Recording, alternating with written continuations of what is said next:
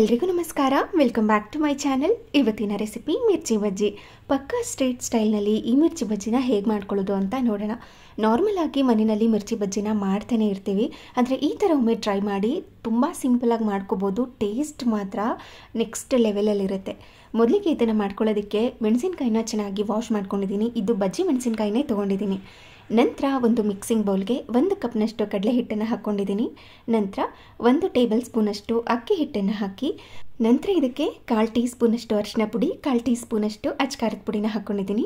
ನಂತರ ರುಚಿಗೆ ತಕ್ಕಷ್ಟು ಉಪ್ಪು, ಚಿಟಿಕೆಯಷ್ಟು ಅಡುಗೆ ಸೋಡನ ಹಾಕಿ, ಅಜ್ವೈನ ಈ ಥರ ಕೈಗೆ ಹಾಕಿ ಕ್ರಷ್ ಮಾಡಿಕೊಂಡು ಸೇರಿಸ್ಕೊಂಡಿದ್ದೀನಿ. ಇಲ್ಲಾಂದರೆ ಕುಟಾಣಿಗೆ ಹಾಕಿ ಒಂದು ಸ್ವಲ್ಪ ಹೊತ್ತು ಕುಟ್ಕೊಂಡು ಕೂಡ ಸೇರಿಸ್ಕೋಬೋದು. ಈ ಥರ ಸೇರಿಸ್ಕೊಳ್ಳೋದ್ರಿಂದ ಈ ಬಜ್ಜಿ ಟೇಸ್ಟ್ ತುಂಬ ಚೆನ್ನಾಗಿರುತ್ತೆ. ಅಚ್ಕಾರದ ಪುಡಿನ ನೋಡ್ಕೊಂಡು ಸೇರಿಸ್ಕೊಳ್ಳಿ, ಏಕೆಂದರೆ ಮೆಣಸಿನಕಾಯಲ್ಲೇ ಖಾರ ಕೂಡ ಇರುತ್ತೆ. ಹಾಗಾಗಿ ನಿಮ್ಮ ಖಾರಕ್ಕೆ ತಕ್ಕಂತೆ ಹೆಚ್ಚು ಕಡಿಮೆ ನೀವು ಮಾಡ್ಕೋಬೋದು. ನಂತರ ಈ ಡ್ರೈ ಇಂಗ್ರೀಡಿಯೆಂಟ್ಸ್ ಎಲ್ಲ ಏನಿತ್ತು ಅದನ್ನು ಮೊದಲಿಗೆ ಡ್ರೈ ಮಿಕ್ಸ್ನ ಮಾಡ್ಕೊಂಡಿದ್ದೀನಿ. ನಂತರ ಸ್ವಲ್ಪನೇ ನೀರನ್ನು ಸೇರಿಸ್ಕೊಳ್ತಾ ಈ ಬಜ್ಜಿ ಹಿಟ್ಟನ್ನು ಗಟ್ಟಿಯಾಗೇ ಕಲಿಸ್ಕೋಬೇಕಾಗತ್ತೆ. ಈ ಬಜ್ಜಿ ಮೆಣಸಿನಕಾಯಿ ಮೇಲ್ಗಡೆ ಕಂಪ್ಲೀಟಾಗಿ ಗಟ್ಟಿಯಾಗಿ ಕೋಟಿಂಗ್ ಥರ ಆಗಬೇಕು. ಎಲ್ಲೂ ಕೂಡ ಬಜ್ಜಿ ಮೆಣಸಿನಕಾಯಿ ಕಾಣಿಸ್ಬಾರ್ದು, ಲೈಟಾಗೂ ಕೂಡ ಕಾಣಿಸ್ಬಾರ್ದು. ಆ ಥರ ಹಿಟ್ಟನ್ನು ಕಲಿಸ್ಕೋಬೇಕು. ಈ ಹಂತದಲ್ಲಿ ಉಪ್ಪು ಖಾರ ಎಲ್ಲ ಕರೆಕ್ಟ್ ಆಗಿದೆಯಾ ಅಂತ ಚೆಕ್ ಮಾಡಿಕೊಂಡು ಬೇಕು ಅಂದರೆ ಇನ್ನೊಂದು ಸ್ವಲ್ಪ ಹಾಕಿ 1 ಗಂಟೆಲ್ದಂಗೆ ಈ ಕನ್ಸಿಸ್ಟೆನ್ಸಿಯಲ್ಲಿ ಬಜ್ಜಿ ಹಿಟ್ಟನ್ನು ಕಲಿಸ್ಕೊಂಡು ಎತ್ತಿಟ್ಕೋತಾ ಇದ್ದೀನಿ. ಇನ್ನು ಬಜ್ಜಿ ಮೆಣಸಿನ್ಕಾಯಿನ ಕಟ್ ಮಾಡ್ಕೋಬೇಕು. ಒಬ್ಬೊಬ್ಬರು ಒಂದೊಂದು ಥರ ಮಾಡ್ತಾರೆ. ಕೆಲವರು ಕಂಪ್ಲೀಟ್ ಬಜ್ಜಿ ಮೆಣಸಿನ್ಕಾಯಿನ ಬಳಸ್ಕೊಂಡು ಬಜ್ಜಿನ ಮಾಡ್ಕೋತಾರೆ. ಕೆಲವರು 1 ಬಜ್ಜಿನ 2 ಭಾಗ ಮಾಡ್ಕೋತಾರೆ. ಇನ್ನು ಕೆಲವರು 1 ಬಜ್ಜಿನ 3 ಭಾಗ ಅಥವಾ 4 ಭಾಗ ಸಹ ಮಾಡ್ಕೋತಾರೆ. ನಿಮಗೆ ಹೇಗೆ ಅನುಕೂಲ ಆ ಥರ ಮಾಡ್ಕೊಳ್ಳಿ. ನಾನಿಲ್ಲಿ ಅರ್ಧಕ್ಕೆ ಕಟ್ ಮಾಡ್ಕೋತಾ ಇದ್ದೀನಿ. 1 ಬಜ್ಜಿ ಮೆಣಸಿನ್ಕಾಯಲ್ಲಿ 2 ಬಜ್ಜಿನ ಮಾಡ್ತಾ ಇದ್ದೀನಿ. ನಿಮಗೆ ಖಾರ ಏನಾದ್ರೂ ಜಾಸ್ತಿ ಆಗಿಬಿಡುತ್ತೆ ಅಂತ ಅನಿಸಿದ್ರೆ ಒಳಗಡೆ ಇರುವಂಥ ಈ ಬೀಜಗಳೇನಿದೆ ಅಲ್ವಾ, ಅದನ್ನೆಲ್ಲ ತೆಗೆದಿಟ್ಟು ಸಹ ನೀವು ಬಜ್ಜಿನ ಮಾಡ್ಕೋಬೋದು. ಸ್ವಲ್ಪ ಖಾರವಾಗೇ ಇರಲಿ ಅಂದರೆ ಅದನ್ನೆಲ್ಲ ಇಟ್ಕೊಂಡು ಬಜ್ಜಿನ ಮಾಡ್ಕೋಬೋದು. ಇವಾಗ ಬಜ್ಜಿ ಹಿಟ್ಟಿನಲ್ಲಿ ಈ ಬಜ್ಜಿ ಮೆಣಸಿನ್ಕಾಯಿ ಏನಿತ್ತೋ ಅದನ್ನು ಡಿಪ್ ಮಾಡ್ಕೋಬೇಕು. ನೋಡಿ, ಎಲ್ಲೂ ಕೂಡ ಬಜ್ಜಿ ಮೆಣಸಿನ್ಕಾಯಿ ಕಾಣಿಸ್ತಾ ಇಲ್ಲ, ಲೈಟಾಗೂ ಕೂಡ ಕಾಣಿಸ್ತಾ ಇಲ್ಲ. ಈ ಥರ ಹಿಟ್ಟನ್ನು ಕಲಿಸ್ಕೊಂಡ್ರೆ ಈ ಬಜ್ಜಿ ತುಂಬಾ ರುಚಿಯಾಗಿ ಬರುತ್ತೆ.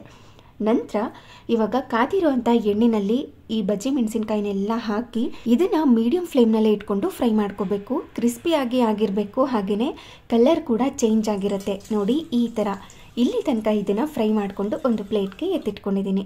ನಂತರ ಇದಕ್ಕೆ ಸ್ಟಫಿಂಗ್ನ ಮಾಡ್ಕೋತಾ ಇದ್ದೀನಿ. ಇವಾಗ ಒಂದು ಮಿಕ್ಸಿಂಗ್ ಬೌಲ್ಗೆ ಅಥವಾ ಒಂದು ಪ್ಲೇಟ್ಗೆ ಸಣ್ಣದಾಗಿ ಹೆಚ್ಚಿಟ್ಕೊಂಡಿರುವಂಥ ಈರುಳ್ಳಿನ ಸೇರಿಸ್ಕೊಂಡಿದ್ದೀನಿ.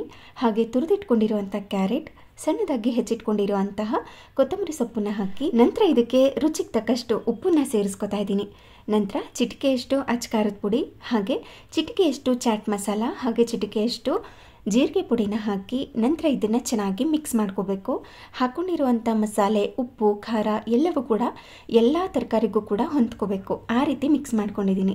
ನಂತರ ಇವಾಗ ಒಂದು ಪ್ಲೇಟ್ಗೆ ಬಜ್ಜಿ ಮೆಣಸಿನ್ಕಾಯಿನ ಹಾಕಿ ಈ ಬಜ್ಜಿ ಏನಿತ್ತು ರೆಡಿ ಆಗಿರುವಂಥದ್ದು ಅದನ್ನು ಈ ಥರ ಮಧ್ಯಕ್ಕೆ ಕಟ್ ಮಾಡ್ಕೋಬೇಕು. ಎಲ್ಲ ಬಜ್ಜಿಗಳನ್ನೂ ಕೂಡ ಇದೇ ಥರ ಕಟ್ ಮಾಡಿಕೊಂಡು ನಾವು ಈರುಳ್ಳಿ, ಕ್ಯಾರೆಟ್, ಕೊತ್ತಂಬರಿ ಸೊಪ್ಪು, ಸ್ಟಫಿಂಗ್ನೆಲ್ಲ ಮಾಡಿ ರೆಡಿ ಮಾಡಿ ಇಟ್ಕೊಂಡಿದ್ವಿ ಅಲ್ವಾ, ಇದನ್ನು ಇದ್ರ ಮಧ್ಯದಲ್ಲಿ ಫಿಲ್ ಮಾಡ್ಕೋಬೇಕು. ಈ ಥರ ಮಾಡಿಕೊಂಡ್ರೆ ಟೇಸ್ಟ್ ತುಂಬ ಚೆನ್ನಾಗಿರುತ್ತೆ. ಈ ಸ್ಟ್ರೀಟ್ ಸ್ಟೈಲ್ನಲ್ಲಿ ಮಾಡ್ಕೋತಾರಲ್ವ, ಅದೇ ಥರನೇ ಇರುತ್ತೆ. ನೀವು ನಾರ್ಮಲಾಗಿ ಬಜ್ಜಿನ ಮಾಡ್ಕೊತೀನಿ, ಈ ಥರ ಒಮ್ಮೆ ಬಜ್ಜಿನ ಮಾಡ್ಕೊತೀನಿ, ಟೇಸ್ಟ್ ಮಾತ್ರ ತುಂಬ ಚೆನ್ನಾಗಿರುತ್ತೆ.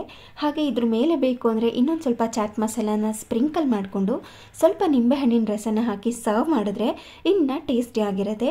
ಈ ಥರ ಒಮ್ಮೆ ಟ್ರೈ ಮಾಡಿ. ಹಾಗೆ ಹೇಗೆ ಬಂತು ಅಂತ ಕಮೆಂಟ್ ಮಾಡಿ ತಿಳಿಸಿ. ಹಾಗೆ ಇದಾಗಿತ್ತು ಇವತ್ತಿನ ರೆಸಿಪಿ ಇಷ್ಟ ಆಗಿದ್ದರೆ ಪ್ಲೀಸ್ ಒಂದು ಲೈಕ್ ಮಾಡಿ. ಹಾಗೆ ನಿಮ್ಮ ಫ್ರೆಂಡ್ಸ್ ಆ್ಯಂಡ್ ಫ್ಯಾಮಿಲಿಗೆಲ್ಲ ಈ ವಿಡಿಯೋನ ಶೇರ್ ಮಾಡಿ. Thank you.